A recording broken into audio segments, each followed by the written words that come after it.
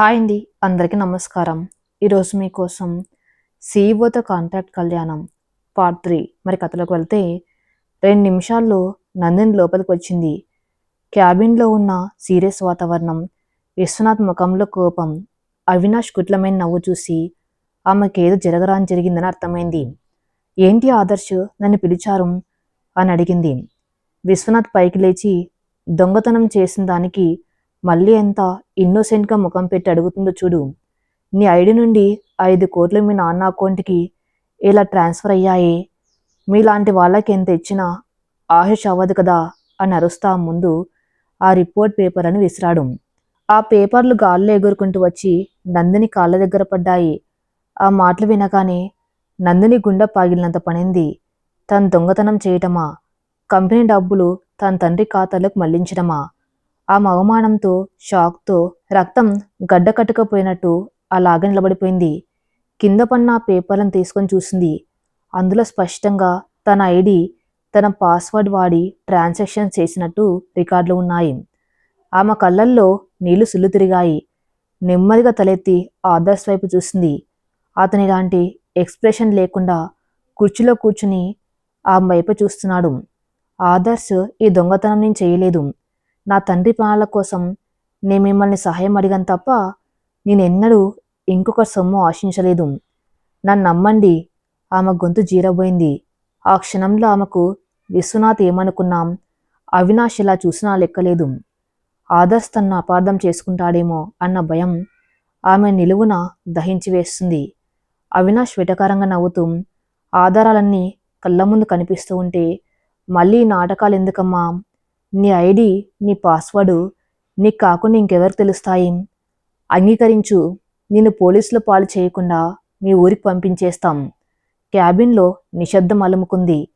నందిని కన్నీళ్లతో ఆదర్శ్ వైపే చూస్తుంది. అతను ఒక్క మాటన్నా తన ఆత్మగౌరవం బతికినట్లు అనుకుంది. ఆదర్శ్ మెల్లగా తన కుర్చీలోంచి లేచాడు. నందిని దగ్గరకు నడుచుకుంటూ వచ్చాడు. ఆమె కళ్ళల్లోకి సూటిగా చూశాడు.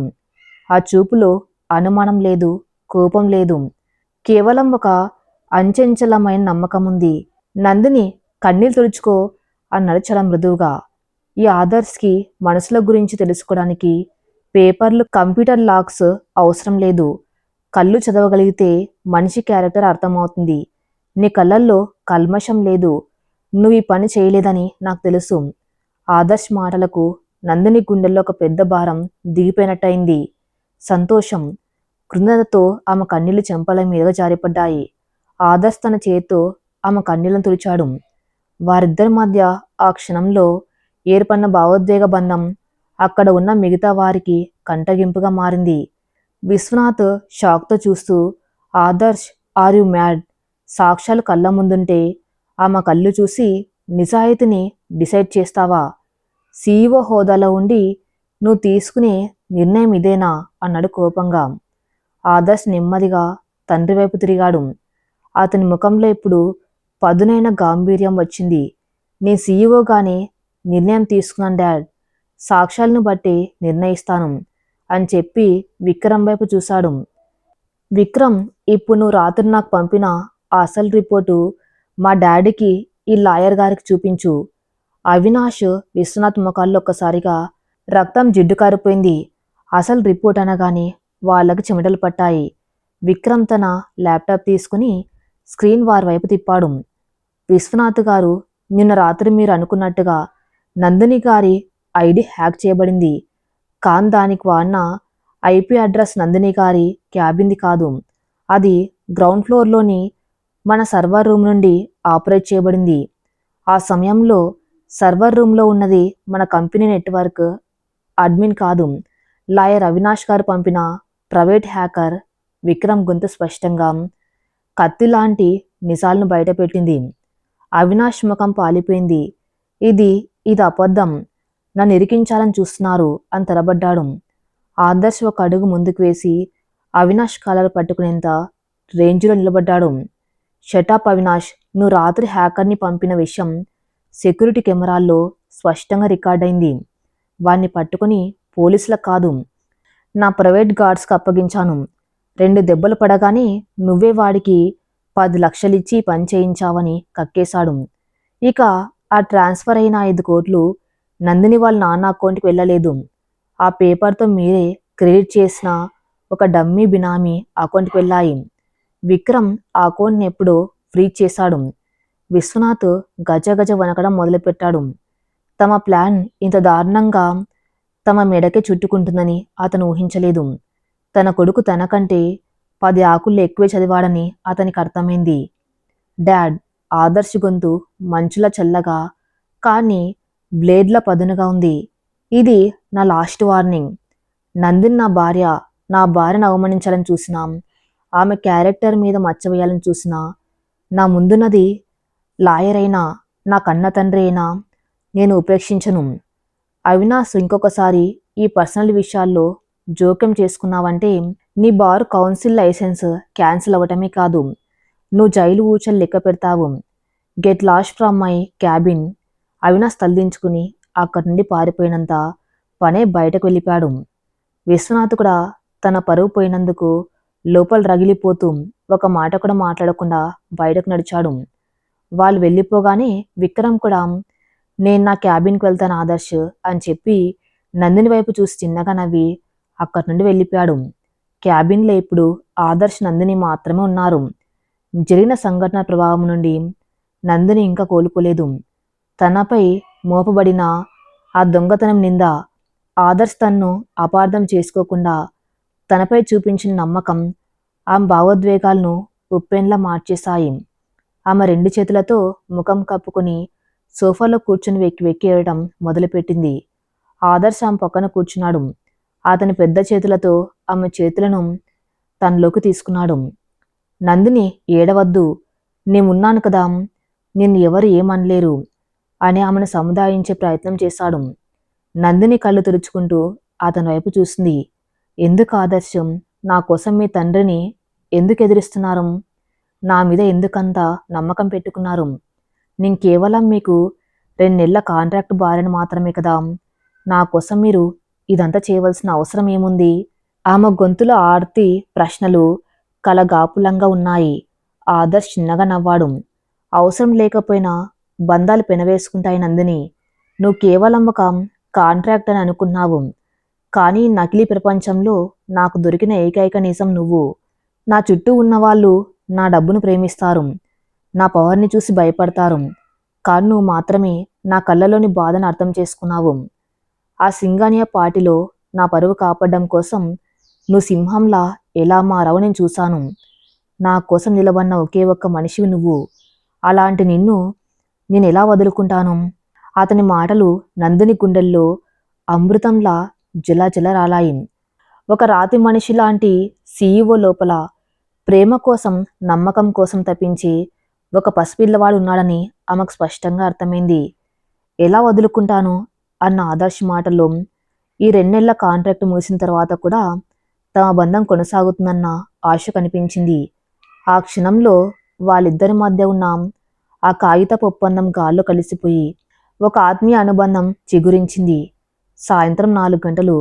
ఆదర్శ్, నందిని కారులో ఆసుపత్రికి చేరుకున్నారు. ఈరోజు నందిని తండ్రి రామచంద్రరావు గారికి డిశ్చార్జ్. ఆసుపత్రి గదిలోకి వెళ్ళగానే రామచంద్రరావు గారు బెడ్ మీద కూర్చుని ఉన్నారు. పార్వతి బ్యాగులు సర్దుకుంటుంది. ఆదర్శ్ని చూడగానే ఇద్దరు చేతులు జోడించి నమస్కారం చేశారు. రండి బాబు, మీ దయ వల్ల నా భర్త ప్రాణాలు దక్కాయి. ఈరోజు డిశ్చార్జ్ చేస్తున్నారు అని పార్వతి కన్నీళ్లతో అంది. ఆదర్శ్ ముందుకు వెళ్ళి రామచంద్రరావు గారి చేతులు పట్టుకున్నాడు. ఎలా ఉంది అంకుల్ ఇప్పుడు? ఏమైనా నొప్పిగా అనిపిస్తుందా అని ఎంతో ఆత్మీయంగా అడిగాడు. ఒక మల్టీనేషనల్ కంపెనీ సీఈఓ తన చేతులు పట్టుకుని అంత ఆప్యాయంగా పలకరించేసరికి ఆయన ఉద్వేగానికి లోనయ్యాడు. నేను చాలా బాగున్నాను బాబు, మీ రుణం ఎలా తీర్చుకోవాలో నాకు అర్థం కావటం లేదు అన్నారు ఆయన తడబడుతూ. అలాంటి మాటలు మాట్లాడకండి అంకుల్. మీరు మా నందినికి జన్మనిచ్చారు, దానికి నేనే మీకు రుణపడి ఉన్నాను ఆయన ఆదర్శ్ అన్న మాటలకు నందిని ఉలిక్కిపడింది. అసంకల్పితంగా వచ్చిన ఆ మాట ఆదర్శ్ మనసులో నందిని స్థానం ఏమిటో చెబుతుంది. కానీ పార్వతి, రామచంద్రరావు గారు మాత్రం ఒక బాస్తన ఉద్యోగం మీద చూపిస్తున్న అభిమానంగానే భావించారు. నేను మీకు ఒక విషయం చెప్పాలంకుల్ అన్నాడు ఆదర్శ్. మీ పాత ఇల్లు పై అంతస్తులో ఉంది కదా, మీరు రోజు మెట్లెక్కి దిగడం మీ గుండెకి మంచిది కాదు. అందుకే గ్రౌండ్ ఫ్లోర్లో హాస్పిటల్కి దగ్గరలో నేను ఒక మంచి ఇల్లు రెంట్కి తీసుకున్నాను. మీ వస్తువులన్నీ అక్కడికి షిఫ్ట్ చేయించాను. నందిని కొన్ని రోజులు ఒక స్పెషల్ ప్రాజెక్టు మీద కంపెనీ గెస్ట్ హౌస్లో ఉంటుంది. మీరు ఎలాంటి ఇబ్బంది పడకుండా ఉండడానికి నేను 2 అసిస్టెంట్స్ని కూడా అరేంజ్ చేశాను. ఆదర్శ్ చేసిన ఈ ఏర్పాట్లకు నందిని కళ్ళు చెమ్మగిల్లాయి. ఒక భర్త చేయవలసిన బాధ్యతను అతను అడగకుండానే అంత గొప్పగా నిర్వహిస్తున్నాడు. తన తల్లిదండ్రుల ఆరోగ్యం కోసం అతను తీసుకున్న శ్రద్ధ చూసి ఆ మనసు ఆదర్శ్కి పూర్తిగా దాసోహమైపోయింది. వాళ్ళను కారులో ఎక్కించి ఆ కొత్త ఇంటి దగ్గర దింపి వాళ్ళకు కావలసినవన్నీ అమర్చి వచ్చేసరికి రాత్రి 7 గంటలైంది. తిరిగి అమృత నిలయానికి వెళ్తున్న కారులో నందిని ఆదర్శ్ భుజం మీద నెమ్మదిగా తలవాల్చింది. ఇది వరకట్లా ఆమెకు అతని స్పర్శ వల్ల భయం కానీ బెరుకు కానీ లేవు. అది ఒక భద్రతని ఇచ్చే స్పర్శ అని ఆమెకు అర్థమైంది. ఆదర్శ్ కూడా చిన్నగా నవ్వి ఆమె చేయి పట్టుకున్నాడు. ఆసుపత్రి నుంచి నందిని తల్లిదండ్రులను కొత్త ఇంట్లో దింపి వచ్చేసరికి రాత్రి 8 దాటింది. కారులో ఆదర్శ్ భుజం మీద తలవాల్చి నిద్రపోయిన నందిని పోర్టికోలో కారు ఆగ్గానే ఉలిక్కిపడి లేచింది. తన ప్రవర్తనకు సిగ్గుపడుతూ ఆదర్శ్ వైపు చూడలేక తలదించుకుంది. ఆదర్శ్ పెదవుల మీద మాత్రం ఒక ఆత్మీయమైన చిరునవ్వు మెరిసింది. ఇద్దరు కలిసి లోపలికి అడుగుపెట్టారు. హాల్లో ఎవ్వరు లేరు. పనివాళ్ళు కూడా తమ పనుల్లో నిమగ్నమై ఉన్నారు. నేరుగా మెట్లెక్కి తమ గదిలోకి చేరుకున్నారు. గత్తలు పేయగానే నందిని ఒకసారిగా ఊపిరి పీల్చుకుంది. ఈ పెద్ద ఇంట్లో ఈ గది మాత్రమే ఆమె కాస్త ప్రశాంతతనిచ్చే ప్రదేశం. ఆదర్శ్ తన కోట్ తీసి సోఫా మీద వేసి టై వదులు చేసుకుంటూ బాల్కనీ వైపు నడిచాడు. రాత్రిపూట చల్లని గాలికి అమృత నిలయం వాతావరణంలోని పచ్చని చెట్లు ఆడుతున్నాయి.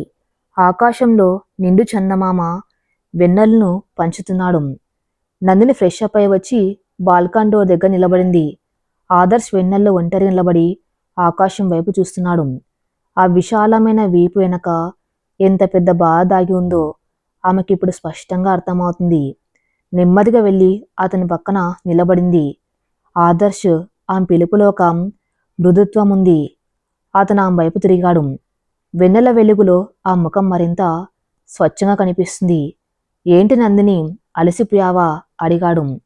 శారీరకంగా కాదు, కానీ పరిణామాల వల్ల మానసికంగా కొంచెం అలసిపోయాను. ఒక చిన్న ప్రశ్న అడగవచ్చా అంది నందిని అతని కళ్ళల్లోకి చూస్తూ. అడుగు. మీకు ఈ డబ్బు, ఈ హోదా, ఈ పెద్ద ఇల్లు ఇవన్నీ ఉన్నా మీరు ఎప్పుడు ఎందుకు ఇంత ఒంటరిగా కనిపిస్తారు? మీకంటూ ఒక ప్రపంచం లేదా? ఆదర్శ్ పెదవుల మీద చేదు నవ్వు వికసించింది. ప్రపంచం అంటే ఏమిటి నందిని? 4 గోడల మధ్య ఉన్న ఖరీదైన ఫర్నిచర్ కాదు, ఆ గోడల మధ్య ఉండే మనుషుల మధ్య ఉన్న అనుబంధం. ఈ ఇల్లు ఒక 5 స్టార్ హోటల్ లాంటిది.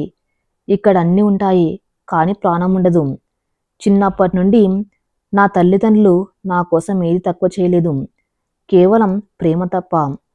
వాళ్ళ బిజినెస్ పార్టీలు, వాళ్ళ స్టేటస్ సింబల్స్ మధ్య నేను ఒక ప్రదర్శన వస్తువులా మిగిలిపోయాను. నాకు జ్వరం వస్తే పలకరించడానికి పనివాళ్ళు ఉండేవారు, కానీ నా తల్లి చేతి స్పర్శ ఉండేది కాదు.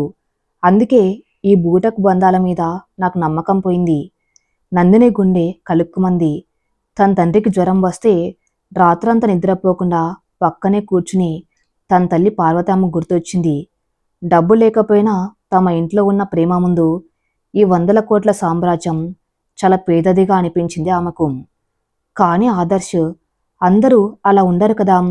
నిజమైన ప్రేమ ఎక్కడో ఒక చోట మీకోసం ఎదురు చూస్తూనే ఉంటుంది అని నెమ్మదిగా అంది. ఆదర్శ్ ఆమె వైపు పూర్తిగా తిరిగి ఆమె కళ్ళలోకి చాలా లోతుగా చూశాడు. అవును నందిని, నా కోసం ఎదురు చూస్తున్నా ఆ నిజమైన ప్రేమ నాకిప్పుడు దొరికింది. నా ప్రతి కన్నీటి చుక్కను అర్థం చేసుకుని ఒక స్వచ్ఛమైన మనస్సు నాకు దొరికింది. కానీ ఆ మనసు నాతో కేవలం 2 నెలల ఒప్పందం చేసుకుంది. ఆ తర్వాత నన్ను ఈ ఒంటరి ప్రపంచంలో వదిలేసి వెళ్ళిపోతుందేమో అన్న భయం నన్ను వెంటాడుతుంది. అతని గొంతులో ఎన్నల్లేని ఒక ఆర్తి ధ్వనించింది.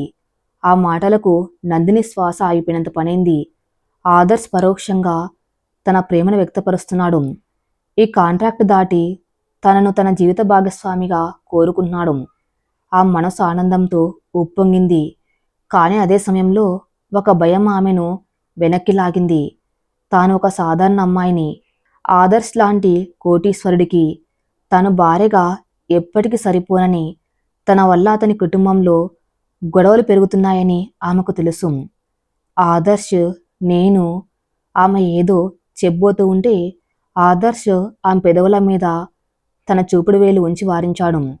ఇప్పుడేమి చెప్పకు నందిని, ఈ క్షణాన్ని ఇలాగే ఉండిపోనివ్వు. ఈ నిశ్శబ్దం, ఈ వెన్నెల, నీ తోడు నాకి చాలు అంటాం నుదుటి మీద చాలా సున్నితంగా ముద్దు పెట్టాడు. ఆ స్పర్శకు నందిని కళ్ళు మూసుకుంది. ఆ రాత్రి వారిద్దరి మనసుల మధ్య ఉన్న ఆఖరి అడ్డుగోడ కూడా కూలిపోయింది. కాంట్రాక్ట్ అనే పదం ఒక కాగితానికి పరిమితమై వారి హృదయాలు శాశ్వత బంధంతో ముడిపడ్డాయి. కింద విశ్వనాథ్ గదిలో మాత్రం అగ్నిగుండం రగులుతూనే ఉంది. లాయర్ అవినాష్, విశ్వనాథ్, రాజేశ్వరి ముగ్గురు తీవ్రమైన మంతనాల్లో ఉన్నారు. ఉదయం ఆఫీసులో జరిగిన అవమానం వాళ్లను నిద్రపోనివ్వడం లేదు. మనం నందినిని తక్కువ అంచనా వేశాం విశ్వనాథం గారు అన్నాడు అవినాష్ చేతిలోని విస్కీ గ్లాసుని టేబుల్ మీద పెడుతూ. ఆమె కేవలం ఒక అమాయకురాలు కాదు, ఆదర్శ్ ఆమెకు ఒక రక్షణ కవచంలా మారాడు. మనం ఆ మీదెంత బురద చెల్లాలని చూస్తే వాడామకు అంత దగ్గర అవుతున్నాడు. ఇవాళ నేను పంపిన హ్యాకర్ దొరికిపోవటం వల్ల మన పరువే పోయింది. విశ్వనాథ్ కోపంగా టేబుల్ గుద్దాడు. అయితే ఏం చేయమంటావు అవినాష్? చేతులు కట్టుకొని కూర్చొని నా సామ్రాజ్యాన్ని ఆ పనిపిల్ల చేతిలో పెట్టమంటావా? సింగానియాతో డీలిపోయిన దగ్గర నుండి మన బోర్డు మెంబర్స్ అందరూ ఆదర్శ్ మీద అసంతృప్తిగా ఉన్నారు. వాడు ఒక అమ్మాయి కోసం బిజినెస్ని నాశనం చేసుకున్నాడని వాళ్ళు రగిలిపోతున్నారు. అవినాష్ కళ్ళల్లో ఓ కుట్లమైన మెరుపు మెరిసింది. సరిగ్గా అదే మన అస్త్రం విశ్వనాథం గారు. ఆదర్శ్ని వదిలేయండి. మనం కొట్టవలసిన దెబ్బ నందిని మనసు మీద. ఆమెకు ఒక పిచ్చి ఆత్మగౌరవం, విపరీతమైన నిజాయితీ ఉన్నాయి. వాటిని మనం వాడుకోవాలి. రాజేశ్వరి ఆసక్తిగా ముందుకు వంగింది. అంటే మనం నందినిని చెడ్డదిగా నిరూపించవలసిన అవసరం లేదు. బదులుగా ఆమెను ఒక త్యాగమయిగా మార్చేద్దాం. రాజేశ్వరి గారు, ఈ నాటకంలో ఇప్పుడు మీరే కీలక పాత్ర. రేపు ఆదర్శ్ ఆఫీసులో లేని సమయం చూసి మీరు నందిని కలవాలి. ఒక తల్లిలా ఆ ముందు కన్నీళ్లు పెట్టుకోవాలి. ఆమె రాక వల్ల ఆదర్శ్ జీవితం ఎలా నాశనం అవుతుందో, బోర్డు మెంబర్స్ వారిని పదవిలోంచి దించేయడానికి ఎలా ప్లాన్ చేస్తున్నారో చెప్పాలి. ఆమె ఇంట్లో ఉంటే ఆదర్శ్ రోడ్న పడతాడని ఆమె నమ్మించాలి. నందిని లాంటి ఎమోషనల్ ఫూల్స్ ఇలాంటి మాటలు వింటే వాళ్ళంతట వాళ్ళే తన ప్రాణమైన ఇచ్చేస్తారు, లేదా ప్రేమించిన వాళ్ళని వదిలేసి వెళ్ళిపోతారు. చాలా పకడ్బందీగా తన ప్లాన్ వివరించాడు అవినాష్. విశ్వనాథ్ పెదవుల మీద క్రూరమైన నవ్వు వికసించింది. బ్రిలియంట్ అవినాష్. వాడి మీద ఉన్న ప్రేమతోనే ఆమె వాడిని దూరం అవ్వాలి. ఆదర్శ్కిది ద్రోహంలా కనిపించాలి. అప్పుడే వాడు ఆమెను పూర్తిగా మర్చిపోతాడు. రాజేశ్వర్ కూడా నవ్వింది. ఈ నాటకం రక్తి కట్టించడం నాకు వదిలేయండి. రేపు ఆఫీస్లో ఆదర్శ్ లేని టైం చూసి నేను ఆమె క్యాబిన్కి వెళ్తాను. నా కన్నీళ్ల ముందు ఆ మధ్యతరగతి పిల్ల ఆత్మగౌరవం కరిగిపోవాల్సిందే. ఆ రాత్రి అమృత నిలయంలో ఒకవైపు స్వచ్ఛమైన ప్రేమ పల్లవిస్తూ ఉంటే, మరోవైపు ఆ ప్రేమను చిదిమేయడానికి ఒక భయంకరమైన కుట్ర ఊపిరి పోసుకుంటుంది. మరుసటి రోజు ఉదయం ఆదిత్య గ్రూప్ హెడ్ క్వార్టర్స్లో వాతావరణం ఎప్పటికంటే భిన్నంగా ఉంది. ఆదర్శ్ ఉదయాన్నే బోర్డ్ ఆఫ్ డైరెక్టర్స్ అందరికీ ఒక ఎమర్జెన్సీ మీటింగ్ కాల్ చేశాడు. కాన్ఫరెన్స్ హాల్లో అందరూ సమావేశమయ్యారు. విశ్వనాథ్ కూడా చైర్మన్ హోదాలో ఆ మీటింగ్కి హాజరయ్యాడు. ఆదర్శ్ తన సీట్లో కూర్చుని ప్రొజెక్టర్ ఆన్ చేశాడు. అతని పక్కనే డైరెక్టర్ ఆఫ్ స్పెషల్ ఇన్సెంటివ్స్ హోదాలో నందిని కూర్చుని ఉంది. ఆమె ఇప్పుడు చాలా కాన్ఫిడెంట్గా కనిపిస్తుంది. గుడ్ మార్నింగ్ జెంటిల్మ్యాన్, ఆదర్శ్ గంభీరమైన గొంతుతో ప్రారంభించాడు. గత 2 రోజులుగా సింగానియా గ్రూప్తో మన డీల్ క్యాన్సిల్ అవ్వటం పట్ల మీరంతా అసంతృప్తిగా ఉన్నారని నాకు తెలుసు. కానీ ఆదిత్య గ్రూప్ భవిష్యత్తు కేవలం లాభాల మీద మాత్రమే కాదు, సమాజం పట్ల మనకున్న బాధ్యత మీద కూడా ఆధారపడి ఉండాలని నేను నమ్ముతున్నాను. అందుకే ఇవాళ నేను కొత్త ప్రాజెక్ట్ని అనౌన్స్ చేయబోతున్నాను. దీని పేరు సంజీవని. స్క్రీన్ మీద ప్రాజెక్ట్ సంజీవని అనే లోగో ప్రత్యక్షమైంది. ఇది ఒక లాభాపేక్ష లేని మెగా హాస్పిటల్ నెట్వర్క్. మధ్యతరగతి పేద ప్రజలకు కార్పొరేట్ స్థాయి వైద్యాన్ని పూర్తిగా ఉచితంగా అందించడమే దీని లక్ష్యం. దీనికోసం మనం ప్రతి సంవత్సరం మనం లాభంలోంచి 20% కేటాయించబోతున్నాం. ఈ ప్రాజెక్ట్కి పూర్తి బాధితురాలిగా డైరెక్టర్గా మిసెస్ నందిని ఆదర్శ్ వ్యవహరిస్తారు అని ప్రకటించాడు ఆదర్శ్. ఆ మీటింగ్ హాల్లో ఒకసారిగా కలకలం రేగింది. బోర్డు మెంబర్స్ అందరూ ఆశ్చర్యంతో ఒకరి ముఖాలు ఒకరు చూసుకున్నారు. విశ్వనాథ్ ముఖం కోపంతో ఎర్రబడింది. ఇదేం పిచ్చి నిర్ణయం ఆదర్శ్? ఒక సీనియర్ బోర్డు మెంబర్ లేచి నిలబడ్డాడు. మనం ఒక బిజినెస్ కంపెనీ నడుపుతున్నాం, చారిటీ ట్రస్ట్ కాదు. సింగానియా లాంటి లాభసాటి ప్రాజెక్టు వదిలేసి ఇలాంటి ఫ్రీ సర్వీస్ మీద 100 కోట్లు తగలేయటమేంటి? అయినా ఇలాంటి ప్రాజెక్ట్ని ఒక అనుభవం లేని అమ్మాయి చేతిలో ఎలా పెడతారు? కేవలం ఆమె మీ భార్య అన్న ఒకే ఒక అర్హతతో ఈ నిర్ణయం తీసుకున్నారా? సూటిగా ప్రశ్నించాడు. ఆదర్శ్ కళ్ళల్లో కోపం రగిలింది. మిస్టర్ రావు, మీ మాటలు అదుపులో ఉంచుకోండి. నందిని కేవలం నా భార్య మాత్రమే కాదు, MBA గోల్డ్ మెడలిస్ట్. పేదరికం అంటే ఏంటో, వైద్యం అందక ప్రాణాలు కోల్పోయే నిస్సహాయత అంటే ఏంటో ఆమెకు స్వయంగా తెలుసు. ఈ ప్రాజెక్ట్ని నడిపించడానికి ఆమె కంటే సరైన వ్యక్తి ఇంకెవరు లేరు. ఇక లాభాల గురించి అంటారా? ఆదిత్య గ్రూప్లో 50% షేర్లు నా మీద ఉన్నాయి. మెజారిటీ షేర్ హోల్డర్గా ఈ ప్రాజెక్ట్ని పాస్ చేసే అధికారం నాకుంది డాడ్ అని కరాఖండిగా తేల్చి చెప్పేశాడు. విశ్వనాథ్కి గుండె ఆగినంత పనైంది. తన కొడుకు చేతిలో పవర్ ఉంది. ఆ పవర్ని వాడుకుని వాడు ఏకంగా తన సామ్రాజ్యాన్ని దాన ధర్మాలకు రాసిచ్చేస్తున్నాడు. నందిని ఆదర్శ్ వైపు ఆశ్చర్యంగా చూస్తుంది. తను పడిన కష్టం, తన తండ్రి కోసం తను పడ్డ మానసిక క్షోభ ఆదర్శ్ని ఎంతలా మార్చేశాయో ఆమెకు అర్థమైంది. తనలాగా ఏ పేద కుటుంబం కూడా ప్రాణాల కోసం ఇబ్బంది పడకూడదని అతను తీసుకునే నిర్ణయం చూసి ఆమె అతని దేవుళ్ళ ఆరాధించడం మొదలుపెట్టింది. మీటింగ్ ముగిసింది. ఆదర్శ్ తన పవర్తో అందరి నోళ్లు మూయించిన బోర్డు మెంబర్స్ మనసుల్లో మాత్రం ఆదర్శ్ మీద పీకల దాకా కోపం నిండిపోయింది. ఇది భవిష్యత్తులో ఆదర్శ్కి పెద్ద ముప్పుగా మారబోతుందని నందినికి అప్పుడు తెలియదు. మధ్యాహ్నం 2 గంటలు. ఆదర్శ్ సంజీవని ప్రాజెక్ట్ కావాల్సిన ల్యాండ్ డీల్ మాట్లాడడానికి నగర శివర్లకు వెళ్ళాడు. నందిని తన క్యాబిన్లో ఆ ప్రాజెక్ట్కి సంబంధించిన ఫైల్ తయారు చేస్తూ చాలా బిజీగా ఉంది. సరిగ్గా ఆ సమయంలో రాజేశ్వరి ఆఫీస్లోకి ఎంట్రీ ఇచ్చింది. ఆ ముఖం వికసించినట్టు లేదు. ఏదో తీరని శోకంలో ఉన్నట్టుగా మేకప్ లేకుండా చాలా సాధారణమైన చీరలో వచ్చింది. నేరుగా నందిని క్యాబిన్ తలుపు తీసుకుని లోపలికి వచ్చింది. నందిని తన అత్తగారిని అలా చూసి ఆశ్చర్యపోయి కుర్చీలోంచి లేచి నిలబడింది. ఆంటీ మీరా, దయచేసి కూర్చోండి. ఆదర్శ్ గారు ఇక్కడ లేరు, బయటికి వెళ్ళారు అంది మర్యాదగా.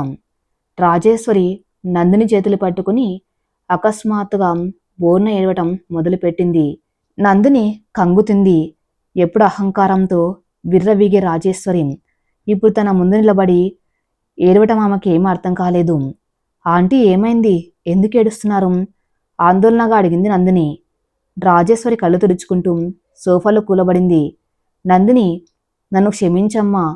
నిన్నటిదాకా నేను ఒక పనిపిల్ల చూశాను, అవమానించాను. కాను నువ్వు మా ఆదర్శ్ ప్రాణాన్ని కాపాడడానికి వచ్చిన దేవతవని నాకు ఇప్పుడు అర్థమైంది. నందిని గందరగోళంలో పడింది. ప్రాణాలు కాపాడ్డమా? ఏం మాట్లాడుతున్నారా ఆంటీ? రాజేశ్వరి మరింతగా కన్నీళ్లు పెట్టుకుంటూ, అవునమ్మా, నా కొడుకు జీవితం ఇప్పుడు ప్రమాదంలో ఉంది.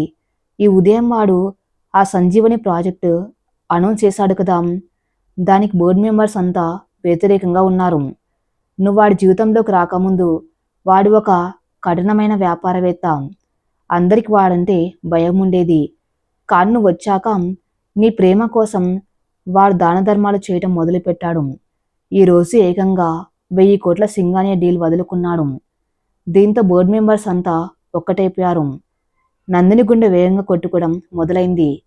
అంటే అంటే వాళ్ళంతా కలిసి మా ఆయనతో మాట్లాడుతున్నారు. ఆదర్శ్కి మతి స్థిమితం లేదని, ఒక అమ్మాయి మోజులో పడి కంపెనీని నాశనం చేసుకున్నాడని, వాణ్ణి సీఈఓ పదవి నుండి తొలగించడానికి కోర్టులో కేసు వేయబోతున్నారు. అంతకంటే దారుణం ఏమిటంటే వాళ్ళలో కొందరు రౌడీలతో చేతులు కలిపారు. నా కొడుకు పదవి దిగకపోతే వాడి ప్రాణాలు తీయడానికైనా వెనకారు అని 2 చేతులతో ముఖం కప్పుకొని ఎక్కి ఎక్కి ఏడ్చింది రాజేశ్వరి. నందిని రక్తం గడ్డకట్టకపోయినట్టు అయింది. ఆదర్శ్ ప్రాణాలకు ముప్పు ఉందా? అది తన వల్ల లేదా ఆంటీ? ఆదర్శ్ గారికి ఏమీ కాదు. నేను ఆయనకు ఏ అపాయం రానివ్వను. వణుకుతున్న గొంతుతో అంది నందిని. రాజేశ్వరి ఆమె చేతులు పట్టుకుని తన తలకు అద్దుకుంది. ఆ దృశ్యం నందిని ఉక్కిరిబిక్కిరి చేసింది. ఒక తల్లి తన బిడ్డ ప్రాణాల కోసం ఎంతగా దిగజారి బతిమలాడుకుంటుందో చూసి నందిని కరిగిపోయింది. ఒక్కటే దారి ఉంది నందిని. నువ్వు ఆదర్శ్ జీవితం నుండి వెళ్ళిపోవాలి. నువ్వు వాడి పక్కన ఉన్నంతకాలం వాడు నిన్ను ఇంప్రెస్ చేయడానికి ఇలాంటి పిచ్చి పనులు చేస్తూనే ఉంటాడు. తన తండ్రితో గొడవ పడతాడు. శత్రువులను పెంచుకుంటాడు. రేపు నా కొడుకు రోడ్డున పన్నా లేదా ఎవరి చేతిలోనైనా ప్రాణాలు కోల్పోయినా దానికి కారణం నువ్వే అవుతావు. దయచేసి ఒక తల్లిగా అడుగుతున్నాను. నా బిడ్డను నాకు దక్కనివ్వు. ఆ కాంట్రాక్ట్ ఏదో మీ ఇద్దరి మధ్య ఉందని నాకు తెలుసు. ఆ 2 నెలలు కూడా కాదు. వీలైనంత త్వరగా వాణ్ణి వదిలేసి వెళ్ళిపో అమ్మా. వాణ్ణి బతకనివ్వు అని ప్రాధేయపడింది రాజేశ్వరి. ఆ మాటలు నందిని గుండెల్లో ఈటెల్లా దిగాయి. తన ప్రేమ వల్ల ఆదర్శ్ ప్రాణానికే ముప్పు వస్తుందని నిజం ఆమెను కుదిపేసింది. తన ఆ ఇంట్లో ఉంటే ఆదర్శ్కి అండగా ఉంటానని అనుకుంది. కాని తన అస్తిత్వమే అతనికి శత్రువులను పెంచుతుందని ఇప్పుడు అర్థమైంది. ఒక సాధారణ అమ్మాయి కోసం కోట్లాది రూపాయల సామ్రాజ్యాన్ని సహించి చక్రవర్తి తన పీఠాన్ని ప్రాణాలను ఎందుకు కోల్పోవాలి? రాజేశ్వరి కళ్ళల్లో కన్నీళ్లు చూసి నందిని మనసు కరిగిపోయింది. తన తండ్రి ప్రాణాల కోసం నాడు ఒక ఒప్పందానికి తలొంచింది. నేడు తాను ప్రేమించిన వాడిని ప్రాణాల కోసం ఆ ఒప్పందాన్ని తుంచివేసి అతనికి దూరంగా వెళ్ళిపోవాలని నిర్ణయించుకుంది. మీరేం భయపడకండి ఆంటీ. ఆదర్శ్ గారికి నా వల్ల ఏ నష్టమూ రాదు. నేను ఆయన జీవితం నుండి శాశ్వతంగా వెళ్ళిపోతాను. ఆయన భవిష్యత్తుకు, ఆయన ప్రాణాలకు ఏ అడ్డు లేకుండా చూసుకుంటాను. కన్నీళ్లను బలవంతంగా ఆపుకుంటూ రాయిలా మారిపోయి చెప్పింది నందిని. రాజేశ్వరి మనసులో ఆనందంతో గంతులు వేసింది. తన కొడుకును నేరుగా ఢీకొట్టకుండా అత్యంత సులభంగా నందిని ఎమోషన్ బ్లాక్మెయిల్ చేసి బయటకు పంపే తన ప్లాన్ 100% సక్సెస్ అయింది. చాలా థ్యాంక్స్ అమ్మా, నా కొడుకు ప్రాణాలు నిలబెట్టావు అంటూ పైకి మాత్రం నటిస్తూ అక్కడి నుండి వెళ్ళిపోయింది రాజేశ్వరి. ఆమె వెళ్ళగానే నందిని తన క్యాబిన్లోని కుర్చీలో కుప్పగూలిపోయింది. గదిలో ఎవ్వరు లేరు. ఆమె కట్టలు తెంచుకున్న కన్నీరు ఆ ఆఫీస్ ఫ్లోర్ని తడిపేసింది. ఆదర్శ్, మిమ్మల్ని నేను ప్రాణంగా ప్రేమిస్తున్నాను. కానీ ఆ ప్రేమ మీకు మృత్యుపాశం కాకూడదు. నాకంటే మీ ప్రాణాలు, మీ ఆశయాలు చాలా గొప్పవి. నన్ను క్షమించండి. ఒక మోసగత్తెలా మీకు దూరం అవుతున్నాను అని రోదిస్తూ తన డిస్మిస్ లెటర్ టైప్ చేయడం మొదలుపెట్టింది నందిని. ఆదిత్య గ్రూప్ హెడ్ క్వార్టర్స్లోని తన కొత్త క్యాబిన్లో ఒంటరిగా కూర్చుని ఉంది నందిని. ఆమె కళ్ళలోంచి కారుతున్న కన్నీళ్లు కీబోర్డ్ మీద పడి అక్షరాలను అస్పష్టం చేస్తున్నాయి. రాజేశ్వరి చెప్పిన మాటలు ఆమె చెవుల్లో ఇంకా ప్రధ్వనిస్తూనే ఉన్నాయి. నువ్వు వాడి పక్కన ఉన్నంత కాలం వాడు రోడ్డున పడతాడు. వాడి ప్రాణాలకే ముప్పు. ఆదర్శ్ లాంటి ఒక అద్భుతమైన మనిషి కేవలం తన వల్ల తన సామ్రాజ్యాన్ని, ప్రాణాలను పోగొట్టుకోవడం ఆమెకి ఏమాత్రం ఇష్టం లేదు. ప్రేమ అంటే పొందటం కాదు, ప్రేమించిన వాడి కోసం సర్వస్వం వదులుకోవటం అని ఆమె బలంగా నమ్మింది. కానీ ఆదర్శ్కి తను ఎందుకు వెళ్ళిపోతుందో నిజం చెప్పకూడదు. నిజం చెబితే అతను తన తల్లిదండ్రులను అసహించుకుంటాడు. వాళ్లతో శాశ్వతంగా విడిపోతాడు. అది ఒక కొడుగ్గా అతనికి మంచిది కాదు. అంతేకాదు, తను వాళ్ళ బ్లాక్మెయిల్కి భయపడి వెళ్ళిపోయానని తెలిస్తే ఆదర్శ్ తన కోసం ప్రపంచమంతా వెతుకుతాడు. అతను తను వెతకూడదు. తన మీద అతనికి అసహ్యం పుట్టాలి. అప్పుడే అతను తను సులభంగా మర్చిపోయి తన భవిష్యత్తు మీద దృష్టి పెడతాడు. గుండెను రాయి చేసుకుని ఆదర్శ్కి ఒక లెటర్ టైప్ చేయడం మొదలుపెట్టింది నందిని. ఆదర్శ్ గారికి ఈ ఉత్తరం చదివే సమయానికి నేను మీకు మీ ప్రపంచానికి చాలా దూరంగా వెళ్ళిపోయి ఉంటాను.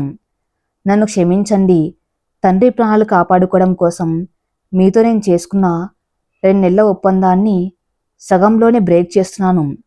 గత కొన్ని రోజులుగా మీ ఇంట్లో మీ ఆఫీసులో జరుగుతున్న పరిణామాలు నాకు ఊపిరి ఆడకుండా చేస్తున్నాయి. నేను ఒక సాధారణ మధ్యతరగతి అమ్మాయిని. మీ 100 కోట్ల సామ్రాజ్యం, మీ అహంకార బంధువులు, ఈ కార్పొరేట్ కుట్రలు ఇవన్నీ నేను తట్టుకోలేకపోతున్నాను. మీరంటే నాకు గౌరవం ఉంది, కానీ మీతో జీవితాన్ని పంచుకునేంత ధైర్యం నాకు లేదు. మీ ప్రపంచంలో నేను ఇమల్లేను. నా కోసం మీరు నా తల్లిదండ్రులకు చేసిన సహాయానికి రుణపడి ఉంటాను. మీరిచ్చిన 50 లక్షల రూపాయలు, మీరు మా నాన్నగారి కోసం అద్దెకు తీసుకున్న ఇంటి ఖర్చు, ఇవన్నీ ఒక అప్పుగా రాసి పెట్టుకోండి. నా జీవితకాలంలో కష్టపడి ఆ అప్పు తీరుస్తాను. దయచేసి నన్ను వెతికే ప్రయత్నం చేయకండి. మీ స్థాయికి తగ్గ అమ్మాయిని పెళ్లి చేసుకుని సంతోషంగా ఉండండి. మీరు నాకిచ్చిన ఈ బాధ్యతలకు డైరెక్టర్ పోస్టుకు రాజీనామా చేస్తున్నాను. ఇట్లు మీకు సరిజోడు కాని నందిని. లెటర్ ప్రింట్ తీసి దాని మీద సంతకం చేసింది. అబద్ధాలతో నిండిన ఆ లెటర్ మీద ఆమె నిజమైన కన్నీటి చుక్కలు రాలిపడ్డాయి. తన చేతి వేలికి ఆదర్శ్ తొడిగిన ఆ వజ్రపు ఉంగరాన్ని నెమ్మదిగా తీసింది. అది తీస్తూ ఉంటే తన ప్రాణమే పోతున్నంత బాధగా అనిపించింది. ఆ ఉంగరాన్ని లెటర్ మీద పెట్టి తన బ్యాగ్ తీసుకుని ఎవరికి చెప్పకుండా క్యాబిన్లోంచి బయటకు నడిచింది నందిని. ఆమె అడుగులు ముందుకు పడుతున్నా ప్రాణం మాత్రం ఆ క్యాబిన్లోని ఆదర్శ్ కోసం ఆగిపోయింది. సాయంత్రం 4 గంటలు. ఆదర్శ్ ఉత్సాహంగా ఆఫీస్కి తిరిగి వచ్చాడు. సంజీవని ప్రాజెక్ట్కి సంబంధించిన స్థలం ఫైనలైజ్ అయింది. ఆ మెగా హాస్పిటల్ బ్లూ ప్రింట్స్ పట్టుకొని నేరుగా నందిని క్యాబిన్ వైపు వెళ్ళాడు. తన కలల ప్రాజెక్ట్ గురించి ఆమెతో పంచుకోవాలని, ఆమె కళ్ళల్లోని ఆనందాన్ని చూడాలని అతని మనసు తహతహలాడుతుంది. నందిని క్యాబిన్ తలుపు తీసి లోపలికి అడుగుపెట్టాడు. క్యాబిన్లో నందిని లేదు. నందిని అని పిలిచాడు. ఎవరూ పలకలేదు. బహుశా వాష్రూమ్కి వెళ్ళి ఉంటుందని భావించి ఆమె టేబుల్ దగ్గరకు వెళ్ళాడు. అక్కడ ఒక తెల్లటి కాగితం, దాని మీద మెరుస్తున్న వజ్రపు ఉంగరం అతని కంటపడ్డాయి. ఆ ఉంగరాన్ని చూడగానే అతని గుండె ఒక్కసారిగా లయ తప్పింది. అతను నందినికి తొడిగిన పెళ్లి ఉంగరం. గబగబా ఆ లెటర్ తీసుకుని చదవటం మొదలుపెట్టాడు. ఒక్కో అక్షరం అతని గుండెల్లో బాకులా దిగుతుంది. మీ ప్రపంచంలో నేను ఇమ్మలేను. సగంలోనే ఒప్పందం బ్రేక్ చేస్తున్నాను. మీకు సరిజోడు కాని నందిని. ఈ మాటలు చదువుతూ ఉంటే అతని చేతులు వణికాయి. అసలు ఏం జరిగింది? ఉదయం తను ప్రాజెక్ట్ మీటింగ్లో ఉన్నప్పుడు తనని ఆరాధనగా చూసిన నందిని మధ్యాహ్నం అయ్యేసరికి ఇలా ఎందుకు మారిపోయింది? ఎవరైనా ఆమెను ఏమైనా అన్నారా? అవమానించారా? అతని మెదడు మొద్దుబారిపోతుంది. వెంటనే తన ఫోన్ తీసి నందినికి కాల్ చేశాడు. స్విచ్ ఆఫ్ అని వచ్చింది. ఆఫీస్ రిసెప్షన్ కాల్ చేసి నందిని ఏ టైం బయటకు వెళ్ళింది, ఆఫీస్ కార్ తీసుకుని వెళ్ళిందా అని అడిగాడు. లేదు సార్, 1 గంట క్రితం క్యాబ్ బుక్ చేసుకుని వెళ్లారు అని సమాధానం వచ్చింది. ఆదర్శ్ కుర్చీలో కుప్పగులిపాడు. చేతిలోని ఆ లెటర్ని బలవంతంగా నలిపేశాడు. అతని కళ్ళల్లో బాధపోయి ఒక భయంకరమైన నైరాశ్యం ఆవరించింది. నీ మళ్ళీ మోసపోయాను. మనుషులు ఎప్పుడూ ఇంతే, అవసరం తీరగానే వదిలేసి వెళ్ళిపోతారు. ఆమెకు తండ్రి ఆపరేషన్ అయిపోయింది. తన తల్లిదండ్రులకు ఒక కొత్త ఇల్లు దొరికింది. ఇక నేనెందుకు? నా ప్రపంచం భరించలేనంత బరువుగా ఉందా? కేవలం తన ఆత్మగౌరవాన్ని కాపాడుకోవడం కోసమే నాతో ఉన్నట్లు నటించిందాం.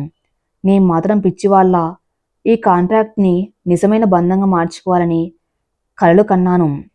అతని అంతరంగం అగ్నిపర్వతంలా రగులుతుంది. నందిని తన్ని కాదని వెళ్ళిపోయిందన్న నిజాన్ని అతని అహంకారం, అతని గాయపడిన మనసు జీర్ణించుకోలేకపోతున్నాయి. అదే సమయంలో ఆదర్శ్ క్యాబిన్కి వచ్చాడు విక్రమ్. ఆయన చేతిలో కొన్ని ఫైల్స్ ఉన్నాయి. ఆదర్శ్ క్యాబిన్లో లేకపోవడంతో పక్కనే ఉన్న నందిని క్యాబిన్ వైపు వచ్చాడు.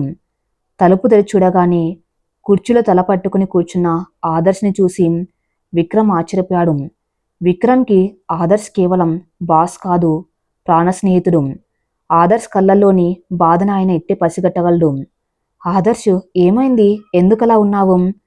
నందిని గారు ఏరి అని ఆదురతగా అడిగాడు విక్రమ్. ఆదర్శ్ తలెత్తి విక్రమ్ వైపు చూశాడు.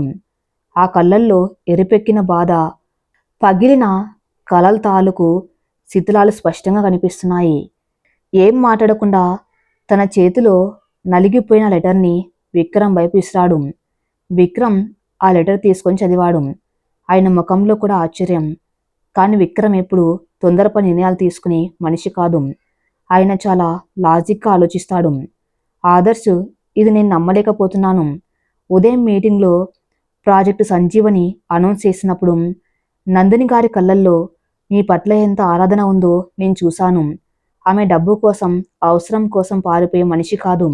నిన్న సర్వర్ రూమ్ ఇన్సిడెంట్లో ఆమె మీద నిందపడ్డప్పుడు ఆమె ఎంతలా కుమిలిపోయిందో మనం కళ్ళారా చూసాం కదా. ఈ లెటర్లో ఉన్నది నిజం కాదు ఆదర్శ్. ఆమెనెవరో భయపెట్టి ఉంటారు. విక్రమ్ గారు చాలా స్థిరమైన గొంతు చెప్పారు. చాలు విక్రమ్, ఆదర్శ్ గట్టిగా అరిచాడు. నువ్వు కూడా ఆమె వైపు మాట్లాడకు. మనుషులు తమ స్వార్థం కోసం. చాలు విక్రమ్, ఆదర్శ్ గట్టిగా అరిచాడు. నువ్వు కూడా ఆమె వైపు మాట్లాడకు. మనుషులు తమ స్వార్థం కోసం ఎంతటి నాటకాలైనా ఆడగలరని నా సొంత తల్లిదండ్రులే నాకు నేర్పించారు. ఆమె కూడా అంతే. నా మీద నిజంగా ప్రేమ ఉంటే ఎలాంటి పరిస్థితినైనా ఎదిరించి నా పక్క నిలబడాలి. ఇలా ఒక కాగితం ముక్క రాసి పారిపోకూడదు. This is the end. ఆమె నా కాంట్రాక్ట్ని బ్రేక్ చేసింది. ఫైన్, ఆదర్శ్ అంటే ఏంటో ఇప్పుడు ఆమెకు తెలుస్తుంది.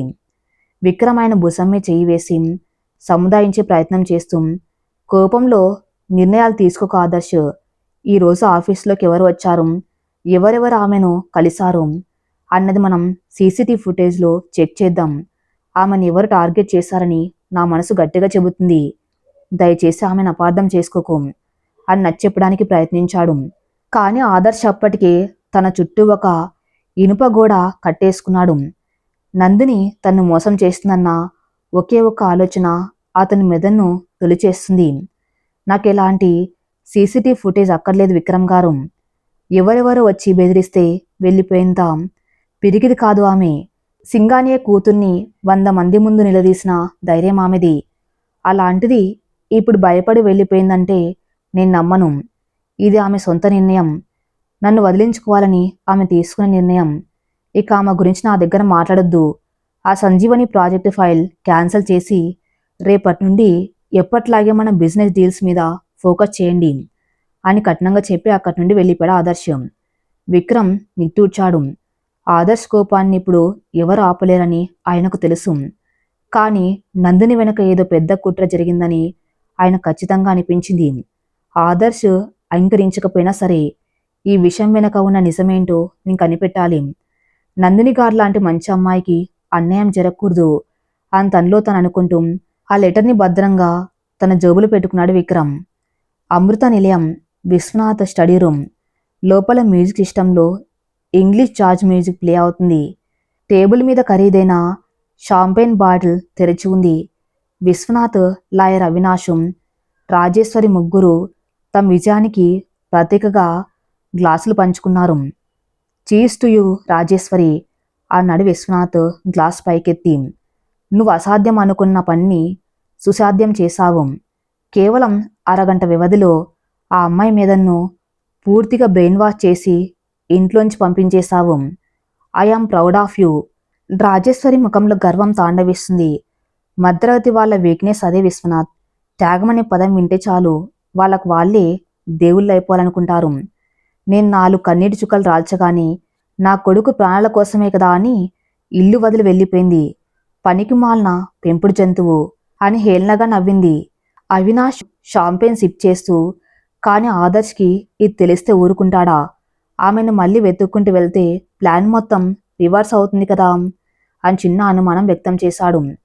విశ్వనాథ్ కుట్లంగా నవ్వాడు. అలా జరగదు అవినాష్. రాజేశ్వరి ప్లాన్లో ఉన్న బ్యూటీ అదే. ఆదర్శ్కి తనెందుకు వెళ్ళిపోయిందో తెలియదు. తను కేవలం అడ్జస్ట్ అవ్వలేక భయపడి వెళ్ళిపోయిందని మాత్రమే అనుకుంటున్నాడు. వాడికున్న అహంకారానికి ఒక అమ్మాయి తన్ను కాదని వెళ్ళిపోయిందంటే వాడు ఆ ముఖం మళ్ళీ జన్మలో చూడ్డు. ఇది నా గ్యారంటీ. అద్భుతం. అయితే మన నెక్స్ట్ స్టెప్ ఏంటి విశ్వనాథ్ గారు? అడిగాడు అవినాశం. సింగానియాకు ఫోన్ చేసి వందన్ని తీసుకుని రేపు సాయంత్రం డిన్నర్కి రమ్మని పిలుద్దాం. ఆదర్శ్ ఇప్పుడు గాయపడిన పుల్లాంటివాడు. వాడికిప్పుడు ఒక తోడు కావాలి. ఆ తోడు వందనైతే ఆ 1000 కోట్ల డీల్ మళ్ళీ మన సొంతం అవుతుంది. వాడి మానసిక క్షోభలో ఉన్నప్పుడు మనం ఏం చెబితే అది వింటాడు. ఇక ఆ సంజీవన్ లాంటి పిచ్చి ప్రాజెక్టులు కూడా క్యాన్సిల్ అవుతాయి. విశ్వనాథ్ గొంతులో వ్యాపార దాహం స్పష్టంగా వినిపిస్తుంది. తమ కొడుకు జీవితాన్ని బలిపెట్టి కాసుల పంట పండించుకోవాలని కలలు కంటున్న ఆ రాక్షస మూకకు ప్రేమని గెలవటం అంత సులభం కాదని తెలియదు. మరి తర్వాత ఏం జరగబోతుంది? వందనతో ఆదర్శ్ పెళ్లి జరుగుతుందా? విక్రమ్ ఈ కుట్రల వెనుక ఉన్న నిజాన్ని బయట పెట్టగలరా? ఏం జరగబోతుందో నెక్స్ట్ పార్ట్లో చూద్దాం. నెక్స్ట్ పార్ట్ కోసం నా ఛానల్ని ఫాలో అవుతూనండి. Thank you for listening.